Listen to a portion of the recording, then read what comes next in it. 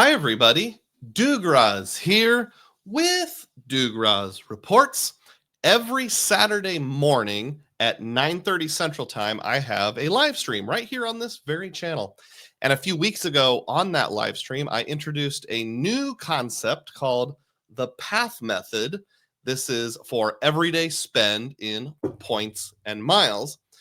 I already turned episode 1 into a standalone video from that live stream, and I'll put a link to that both up top and down below. I would recommend you watch that first if you've stumbled into it. It'll make a lot more sense, although I will do a brief recap of the concept as a whole. So let's go ahead and dive right into episode 2 of the PATH method for everyday spend in points and miles. So, just a quick recap. What is the problem that we're trying to address here? It's big shiny object syndrome for spend in the world of points and miles. That is big multipliers. For example, down below, we'll see 4 different cards that have a 4x or a 6x or even an 8x category. And you think to yourself, wow, that's a lot of points. But if you don't know how you're going to use it or if it fits your goal, what happens is that second bullet point, the card drives the goal rather than the goal driving the card. So we want to see how the goals you have in the world of travel, points, miles, etc., drives which card to use. It's something of a systemic method for choosing how you're going to do your everyday spend. The solution is the PATH method that I have come up with, patent pending. Step 1, P, pick your travel goals. Step 2, A, assess your ecosystem options. Step 3, T, tailor your point earnings to your spend. And step 4, H, you harvest your rewards. So a brief disclaimer, this is all highly personalized, and this is for everyday spend, not sign-up bonuses. We know the best way to get ahead in points and miles is with those big sign-up bonuses, but you're not always going to be able to do that. So when you can't, or it's just not a good idea to, how are you going to choose which cards to use for everyday spend? I will address that. Before I dive into the details, though, on this particular YouTube channel, I do talk about epic value for average Americans. That includes, but is not limited to, credit card rewards. And if that sounds interesting to you, please subscribe to the channel and click the thumbs up button. Let's keep going here. So P, pick your travel goals. This was addressed in detail in episode 1. So now that we're on episode 2, I'm not going to read them. Just look at what's on the screen.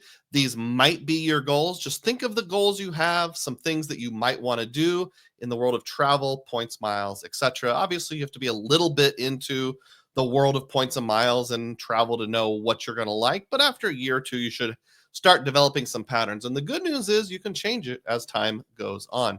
So here's my 4 goals for the latter half of 2025 into 2026 and beyond. Number 1 is Hilton's. That's what episode 1 was all about. I really like staying at Hilton's. Episode number 2 is non-chain lodging, or I should say goal number 2 is non-chain lodging, like some random hotel that's not a part of any chain. It's just a boutique type place. Number 3 is flexible domestic flights. As my kids get into the latter part of high school with lots of activities and things that take our time, and my wife's a teacher, probably the next 2 years or so, we're not going to be doing much in the way of international travel. So it's mainly going to be domestic flights, and living in a very small market airport, I need to be flexible. I need to take whatever flight gets me there. And number 4 is rental cars. I like to go see presidents' graves and waterfalls and that kind of stuff. And you just can't take Uber to get there. So sometimes you just have to rent a car. Today, we're focusing on this one right here. Number 2, the non-chain lodging, also known as boutique hotels.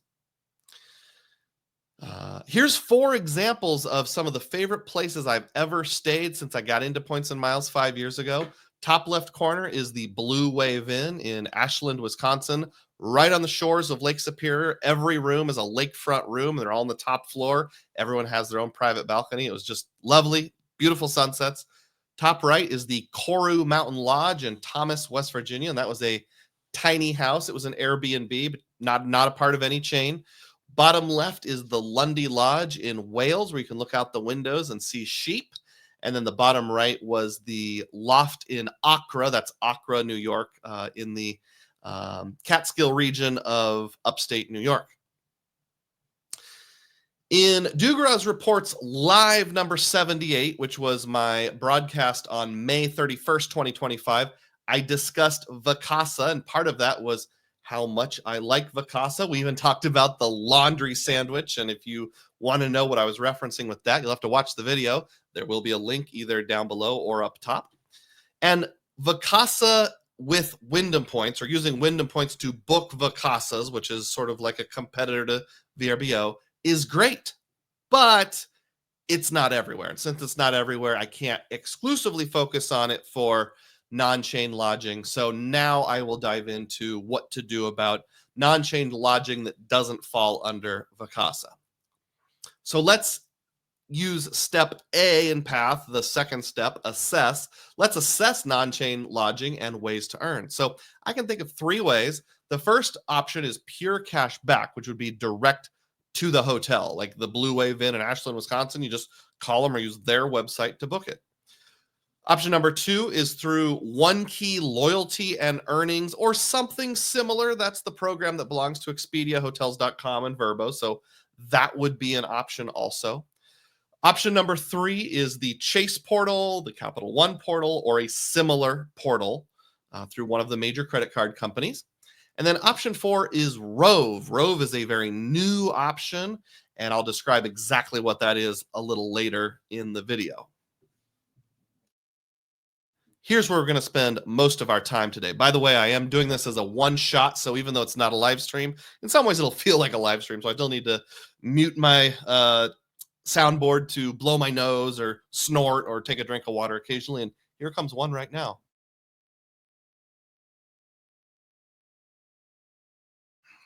Okay, thank you for bearing with me. Here's my disclaimer. Many booking sites, like the kind of sites you will use for finding non-chain lodging, are somewhat deceptive.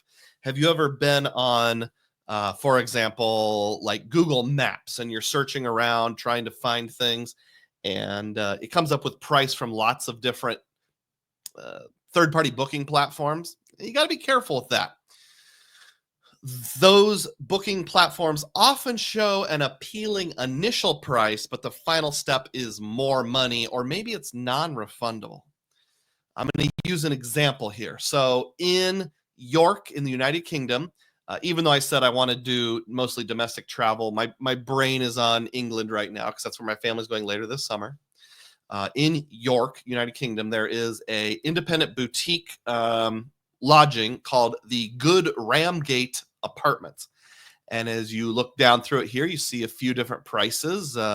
You'll see Hotels.com and Expedia, basically the same thing. With taxes and fees, $275. But if you look down here, you'll see Booking.com is only $262 with taxes and fees. You're like, oh, that's way more appealing. So here's what you show when you click into Hotels.com or Expedia. Yep, $275. Just like they were advertised. You click into Good Ramgate Apartments and you see $218 on the first screen. No sign of 262. So where did that come from? But then if you look at the details of this price for $218, you'll see that it is non-refundable, whereas the Expedia price was fully refundable. If you click all the way in and find all of your options, Booking.com's real refundable price was $275, which was exactly the same as Expedia. So you got to go all the way into the booking site until that last step before you finalize to make sure you're actually comparing apples to apples. Now, if you look at the website of the Good Ramgate Apartments themselves, it says $231.40. And this little pop-up makes it look like it's less than Booking, it's less than Expedia and Hotels. Problem is here, when you do that last step, you'll realize they're comparing apples and oranges. It's not the same thing.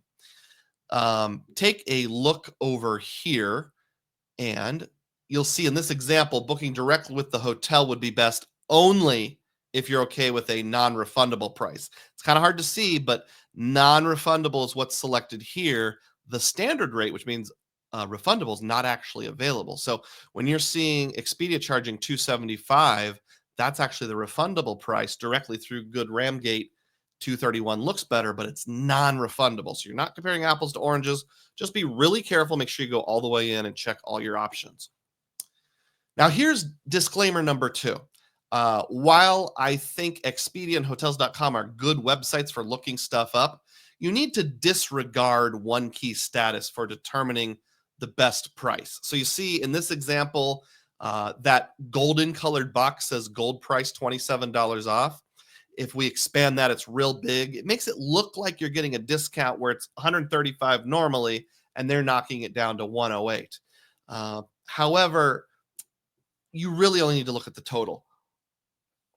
Don't worry about what it says for your gold discount, because I did some research with some of my channel members, the DUGROZ Diehards, and found out that's really just sort of a marketing piece. It's not actually a discount you're getting, because people with no status at all or the lowest entry level status, there's a very high chance they're getting that $108 price also. So again, the only thing that matters is the bottom line price.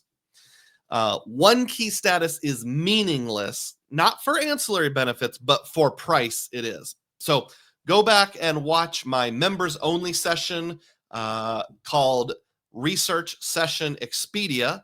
This is a good time to mention you can become a channel member for only $3 a month, cancel anytime, and you'll get access to videos like this with high levels of research. And you may even be able to participate.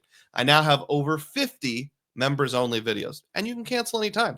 So my camera, for some reason, cut out at this point. But basically what I said was I invited you to become a channel member, only $3 a month. Click the join button on any video. And then I said, let's dive into our examples of boutique hotels or non-chain lodging that we're going to look at. Here we go. Let's do some Hotel Direct versus One Key versus portal examples. The two portals I'll be comparing are Capital One and Chase. I know there's other portals, but these are the ones that I'm going to focus on today just for the sake of brevity, and the ones that I thought would be most appealing to me coming into all of this. Example number 1, the aforementioned Blue Wave Inn in Ashland, Wisconsin, where my family was a couple years ago. October 1st through 3rd of this year, we would be staying in the captain's quarters room. The cash direct price comes to $420. The Expedia or Hotels.com price is the exact same, $420, just like in the graphic here. Now, the Chase portal was $491 or 32,704 points. Now, this assumes you have a Chase Sapphire Reserve, which I do, so you'd get the 1.5x bump up in the portal. That's really disappointing because that's 17% more than the cash price. So like if you think, oh, I'm getting 50% more, you're really only getting like 33% more. So that's kind of a bummer. And then the Capital One portal is almost just as bad at $487 or 16% more than the cash or One Key price. So we've got, I believe, 8 examples here. Go ahead and play along at home and just write down which one of the choices you would use in this example. Example 1 in Ashland, I would use cash or One Key, doesn't really matter, either one, but I'm not using a portal, that's for sure. Example number 2, we're going to go to Mount Rushmore, see the president's heads carved into a rock. November 3rd through 6th, 2025, we'll be staying at the Roosevelt Inn, looks very nice, very historic, in the One King room. The cash direct price is $502. The One Key price is $442. Now, they told me that it was a 12% discount with my gold status, $552 as a guest. I don't know how accurate that is, but that's what it said on the screen. So I know I would have gotten $442. I'll just roll with that. The Chase portal, disappointing again, $552 or 36,800 points. That's 10% more than the cash direct price and a whopping 25% more than the Hotels.com price. Imagine having the Chase Sapphire Preferred and thinking you're getting 25% more value when really, psych, you're getting no more value because the price is so jacked up. Now, in this case, the Capital One portal is a lot more reasonable at $453. It is only 2% more than the Hotels.com price, and it is 10% less than the cash direct price for some reason. So in this case, I would actually go with the Capital One portal for Mount Rushmore. Wrote that down. Are you writing it down as you follow along at home? Good. Next example is the Redwood Coast. This is the View Crest Lodge, which is in the town of Trinidad in California, October 22nd through 29th. We're staying in the 2-bedroom with hot tub lodging. The direct price is $667. The one-key price is $737. The Chase portal, once again disappointing, $794 or 33,143 points. That's 19% more than the best price and 8% more than the second best price. Now, if you're wondering why the Capital One portal's not showing, because there was nothing in the Capital One portal. It's not even an option. So in this case, I think it's pretty obvious. We're going to do cash again. And that's for the Redwood Coast. Moving along. Hyatt Place in Panama City Beach, Florida. And I know you're thinking like, but Doug, didn't you say you were doing boutique hotels? I was researching this for a specific reason. There's a boutique hotel that used to be on this site that my family visited a lot back in the 80s and 90s called the Inn Paradise. It was torn down and they built a Hyatt Place on its grave site. So in my mind, it's kind of like a boutique hotel. I know it's not really. But just for the sake of searching, I included it. December 5th through 6th, we're going to do the standard king room, and it's refundable, and it has a resort fee. Cash Direct is $142. Expedia is $169. The Chase portal is also $169, which is the same price as Expedia, but 19% more than the Cash Direct price. Capital One is $155, which is splitting the difference between the two. So which one would you do in this case? I think I would do Capital One because at least that way I'm using my Venture X. I'm getting the 10x points. You know, it's only $13 more. I think I would use Capital One because it's close. What would you do? Put a comment down below if you disagree with my choice. Now, this was interesting. This isn't part of our discussion, but if you choose Expedia's non-refundable option, instead of $169, it drops to $90. There's $45 up front, $45 resort fee you pay at the property. And that's pretty amazing discount. Unless I knew, if I was at all confident I was going to go, I would just do that. I would get the non-refundable price. But for the sake of our illustration, we're looking at refundable. So I'm sticking with Capital One portal. Next example, Hanscom's Motel and Cottage, Bar Harbor, Maine, right next to Acadia National Park. July 25 through 28, we're staying in cottage number 3, and this is refundable. The Cash Direct rate is $1,095. The Expedia price is $1,183, and the Chase portal is $1,230. They have a non-refundable option only, whereas these two are refundable. So that first of all, it's more expensive, so I'm not even going to look at that. Capital One, once again, hello, Capital One, what's wrong? Was not available. So option number 5, I guess I'm going with Cash Direct, although realistically, I probably wouldn't have reserved this at all, most likely, because that's too expensive for my blood. How about something a little less expensive that's a part of my blood? We're going to Bloomfield, Iowa. This is about 12 miles south of Ottumwa, where I was born and raised. The South Fork Motel, August 23rd through 26th. We're staying in a 2-queen room. We're looking at refundable.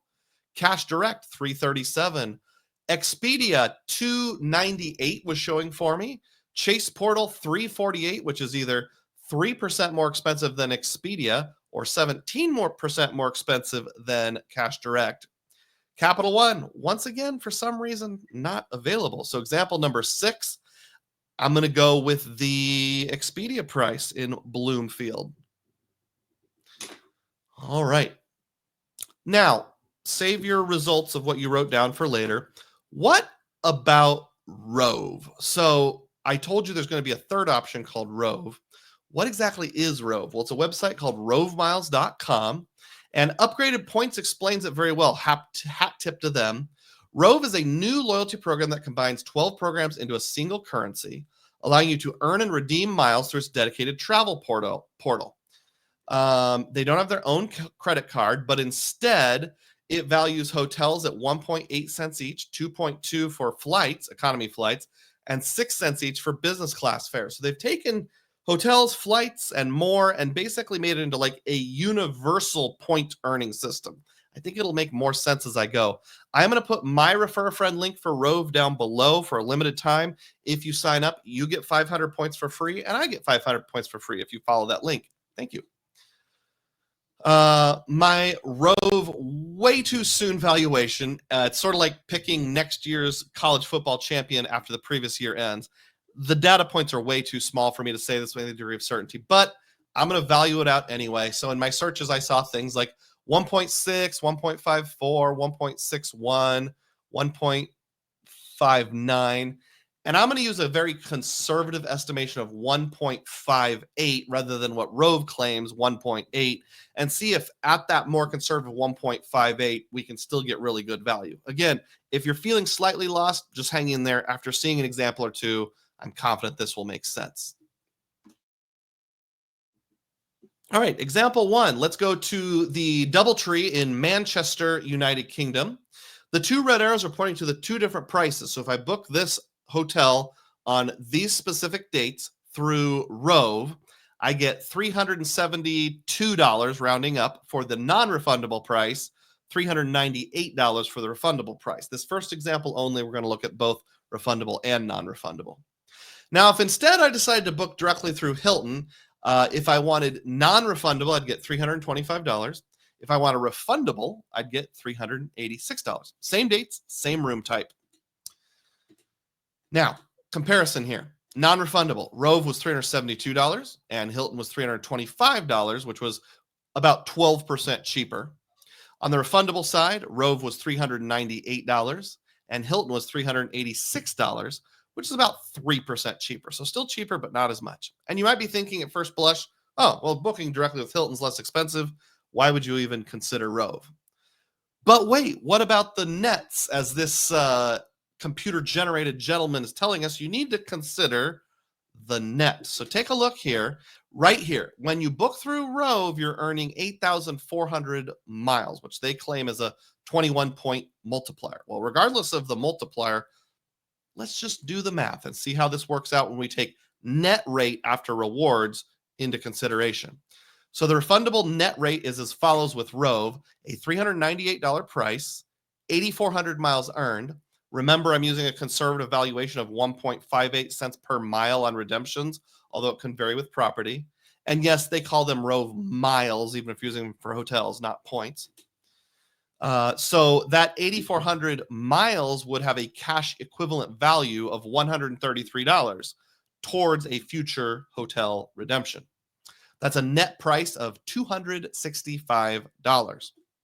Now, booking directly with Hilton, the refundable nets, $386 was the price. And if you use your Surpass card, which is the card I have, that's why I'm using it, I'd earn 4,632 points.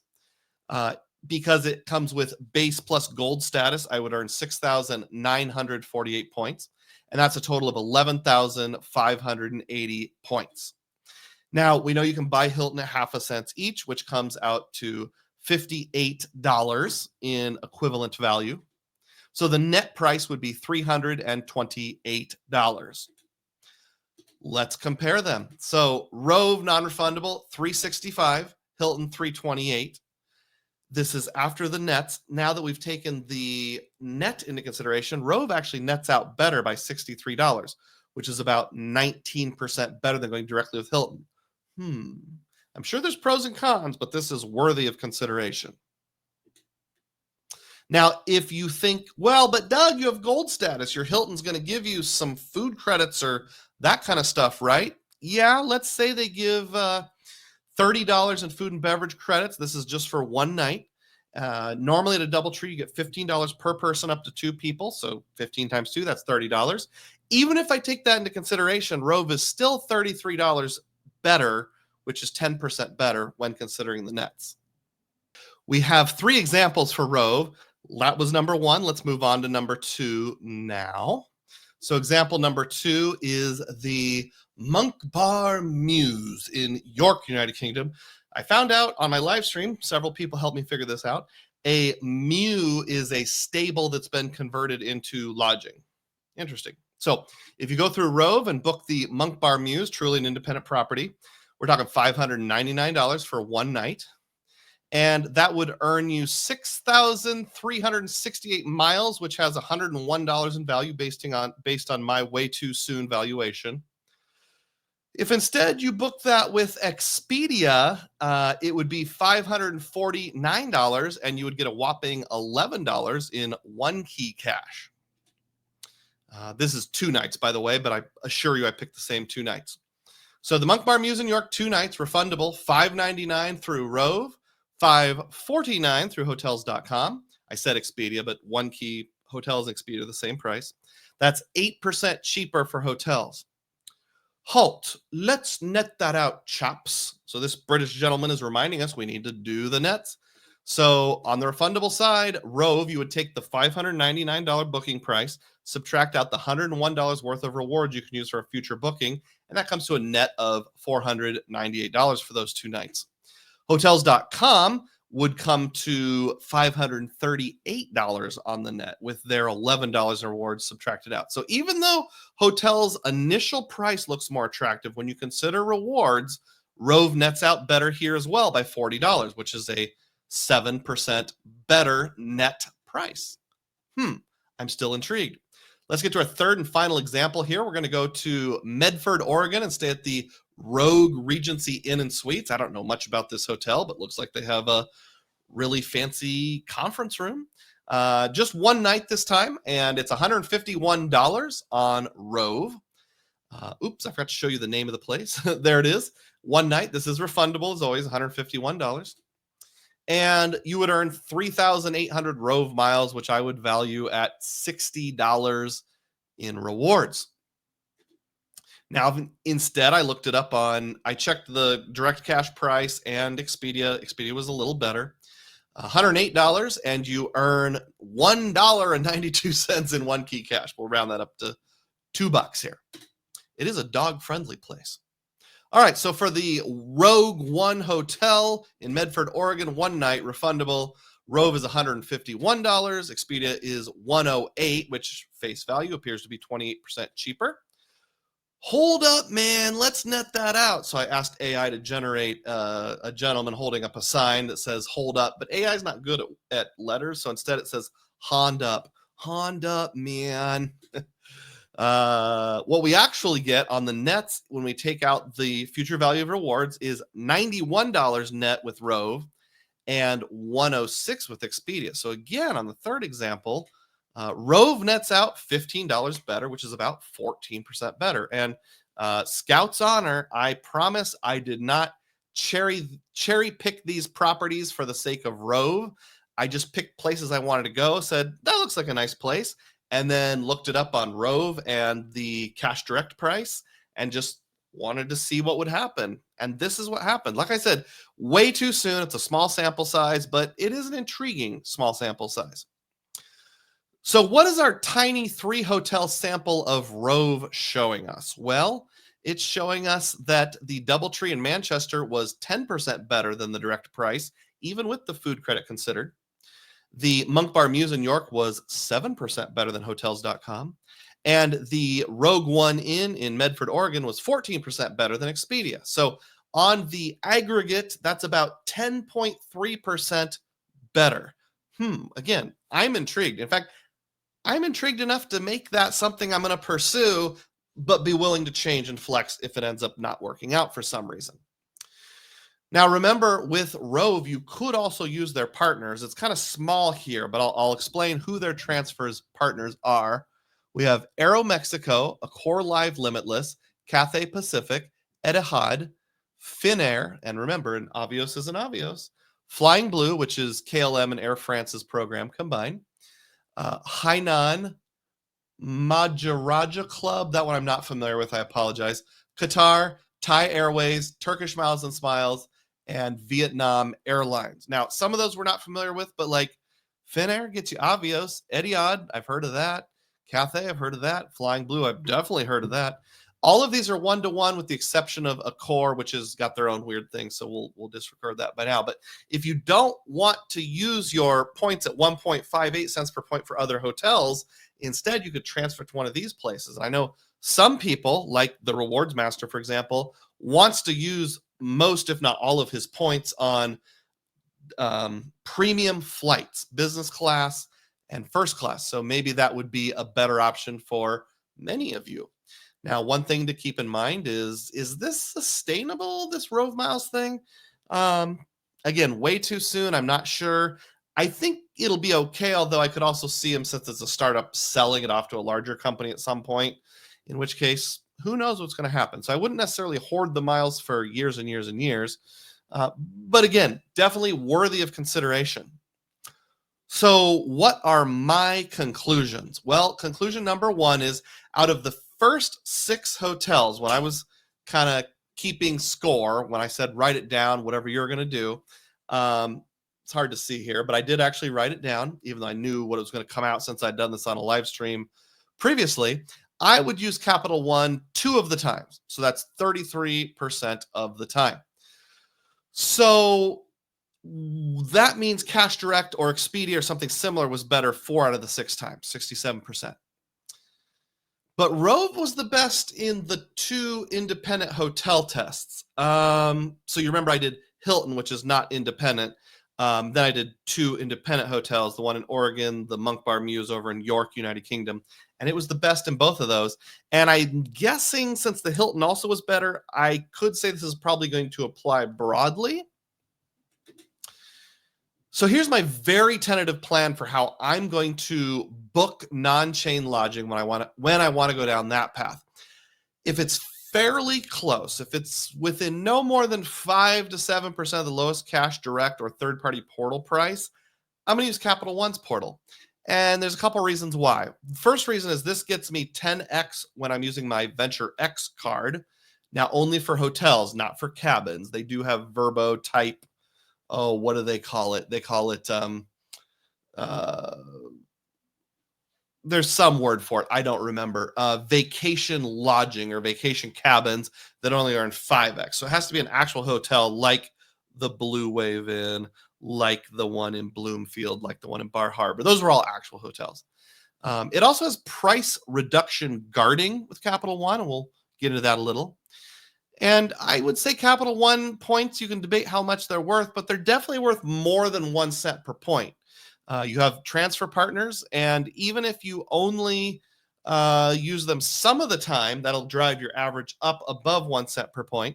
And if you consider that you're earning 10x every time, it's almost like 1.1 cents per point, even if you just use the travel eraser eventually.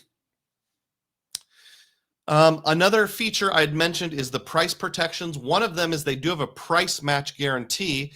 Capital One says if you find a better price on another website within 24 hours of booking, we'll give you a travel credit for the difference. Now, you do have to call. After I did my live stream, I had 3 or 4, maybe 5 people say, I've done this before. I've basically seen a better price, booked the Capital One portal, called them immediately, and they've honored it. Those people said, and this is anecdotal, Capital One is actually pretty good about the price matching. Now, it does have to be a publicly available price. So like, you can't be signed into Expedia. It has to be just the Expedia price that a non-member would find or something like that. Now, I will mention you do get 100% of the difference in price, but it's in the form of travel credit. So it's a coupon to use later. And I don't know if they expire or not. I don't think so, but somebody can put a comment down below if those travel coupons that are from the price match difference do expire.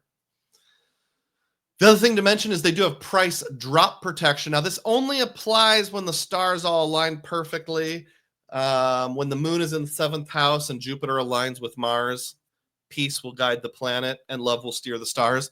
But if you get a pop-up that looks kind of like this, where it says you should book now because the price is fairly low, if the price drops during the monitoring period, which I believe is 1 week, don't quote me on that, they will give you the difference back as a travel credit again.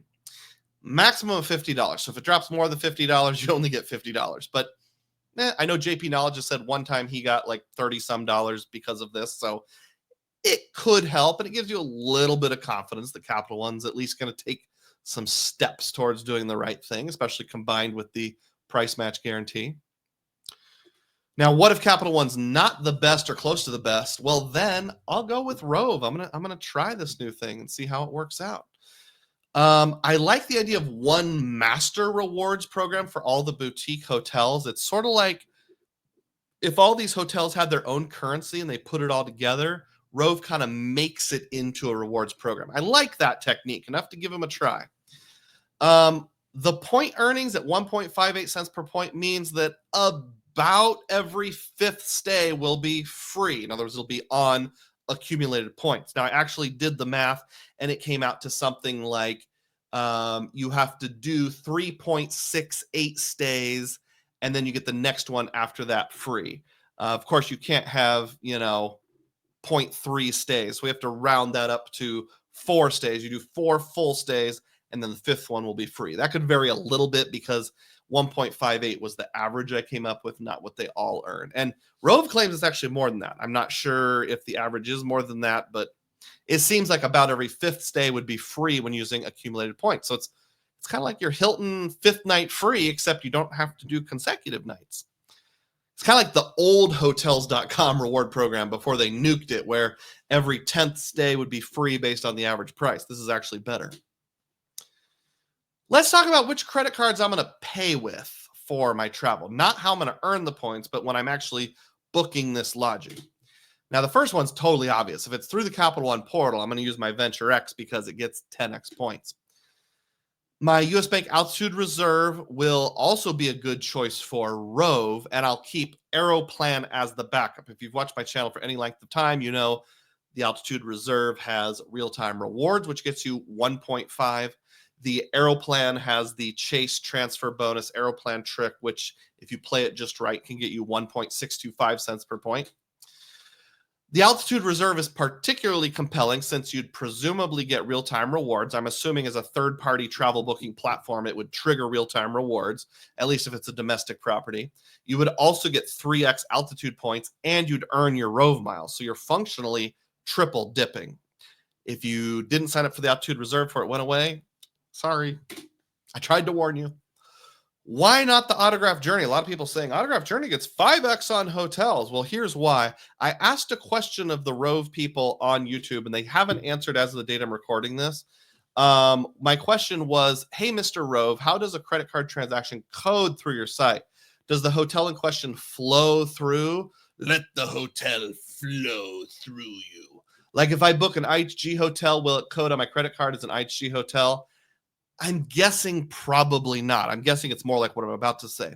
If not, what is it? A third-party travel portal? Something like that? Will cards like Chase and Wells Fargo recognize it as part of the travel category? So I'm guessing it doesn't code as hotel. I'm guessing it counts as like a travel broker or like a third-party site or a travel agency, something like that. So like on the Autograph Journey, you would still earn 3x. On the regular Autograph, you would also earn 3x. And I have the Autograph, which is no annual fee. So that's why I wouldn't be using the Autograph Journey, because I think it just codes as general travel, not hotels specifically. That's a best guess.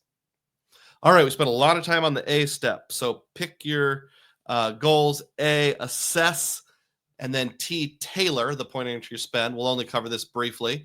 Got my pantheon of cards there. How am I going to spend here? Well, remember, I have 3 other goals too, so I can't do all of my spend tailored to this. I either have to save some of my spend for them, or I have to abandon one or more of my goals. Now, which category should be devoted to cash back for Hilton? Why am I asking this? This is just a review of what I decided in episode number 1. Here is my $57,000 of credit card spending I do each year. It's an approximation. It's not exact, but it is pretty close. I won't read each one individually. You can look at that here. So in episode number 1, I said for Hilton's, I would basically earn cash back and as much as possible, and then use those cash back dollars to buy Hilton points at half a cent each, and then get my Hilton rewards that way. So everything coded in the light blue. Dining, I've got the PayPal card at 5x or 5% cash back. You can use the Amazon card for 5% cash back, which I don't have right now, but maybe I could pick it up. If I got a 3% everywhere card like Robinhood Gold, I'd use that at Walmart. Maybe half of my everything else, which would come to about $750, maybe, or not come to, but half of that. Utilities, I've got my US Bank Cash Plus, which gets 5% back on utilities. So that's what I was thinking for Hilton.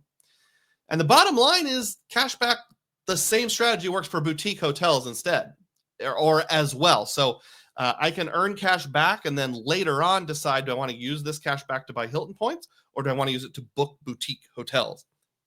either way. So it's a goal that actually goes together. Now, my gut feeling was that I would save for the other goals, boutique hotels, flights, and rental cars, these things. I'm thinking on gas, I'll just use my altitude reserve when possible. Uh, Autograph would be a good backup option. Freedom Flex can go in there when that's the 5X rotating category. And then I'll be using my Wyndham card some with gas, or at least I have the option of it for when I get that somewhat rare situation where Vacasa is the best choice. For groceries, again, just keep using the US Bank Altitude Reserve, the Freedom Flex when the category comes around, and the Saver. Now, I don't have a Capital One Saver, but boy, this makes me want to get it because 3% cash back on grocery would be a good choice. Plus, it pairs with the Venture X really well. Telecom, just keep on using my Chase Ink Cash. I mean, that's a no-brainer. So for my internet, phone, cable, just using the Ink Cash, getting 5% cash back. And for everything else, I think I could maybe put half of it on my altitude reserve with tap to pay. My Freedom Flex would be there for like when pharmacy is a rotating category, or excuse me, pharmacy is always a 3X category. If it became a rotating category, it'd go up to 7X, which would be awesome. So a little bit of it, like pharmacy, might go on the Freedom Flex, but I bet about half of my everything else I could do on the altitude reserve. So what are some summaries and takeaways from the Tailor step? Well, both Hilton, buying points at half cent each, and my hotel strategy, which either going to be the Capital One portal or Rove, requires cash back. So I should consider again the Robinhood Gold card, which I put in this large graphic down in the corner. I'm just really thinking about that. Or, somebody else said there's another card. It's like the AOC Credit Union in Alabama or Mississippi, something like that is 3X with no annual fee up to a certain cap. So maybe one of those I could look into. We'll have to put some more thought into that. I don't know that the difference between using like the Venture or the Signifier from Wells Fargo at 2X or 2% versus Robinhood is going to be a big enough deal, because how much do I do where I really can't get anything better, like use the Altitude Reserve or a Freedom Flex rotating category? I need to start tracking that a little bit better. But bottom line, don't be afraid of cash back. In fact, keep targeting the best cash back options for a bunch of everyday spend. So I think I'm at least half my strategy from now through the next year and a half is going to be earning cash back when it's the best option. And then harvesting the rewards, just like a combine here in Iowa in the fall.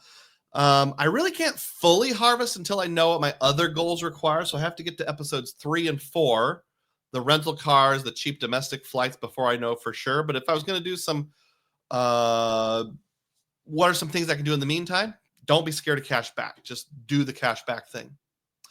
These cards are working so far for Hiltons and boutique hotels. I have my PayPal debit card getting 5X on dining. My Venture X ties in well with what I said for when I want to use the Capital One portal. Worst case scenario, I can always just erase travel for a penny per point. Not an ideal option, but it's always good to have as a fallback option. Cash Plus getting 5X on utilities and gym memberships, doing great for me. Altitude Reserve, we already talked about what a workhorse that is. We talked about the business cash and telecom. The Wyndham rewards, I'm already mixing into my gas spending a little bit. So those are already working well for me. This is where I might be going, which the top right 6 are exactly the same, but these 4 are new. So the Aeroplan card's not a new card. I already have it, but just not being afraid to use it, especially when I can transfer points over at that 20% bonus, which becomes a 30% bonus, which becomes 1.625 cents per point. Just don't be afraid of doing that. And then 3 cards that I don't have but might be on my radar would be the aforementioned Robinhood Gold to take my 2X everywhere up to 3%. The Saver card, which would pair nicely with the Venture X. Now, obviously, if I go with the Robinhood, that may not make a lot of sense, but I could do this before I do that.